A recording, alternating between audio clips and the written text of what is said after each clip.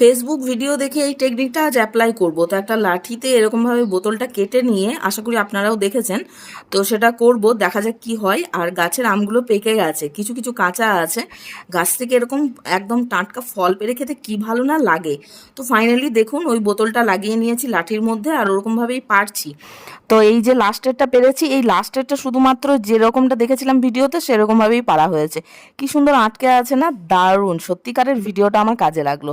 আর অনেকগুলো আম পেকেছে, পেকেছে মানে কিছু পেকেছে আর কিছু কাঁচার মধ্যে আছে। এগুলো বাড়িতে রেখে দিলে পেকে যাবে 11টা কি 12টা সামথিং। আর গাছের কাঁঠালও তো পাকতে হবে, এবার তো পাকার সময় আসছে, কিন্তু পাকছে না, বৃষ্টি হচ্ছে না বলে হয়তো, সেই কারণে পেরে পেরেই কাঁচা ষষ্ঠীতে প্লাস চরণকেও দিয়েছি ওরকমভাবেই। এবার আমি বাড়িতে নিয়ে যাব এগুলো, গাছের ফল।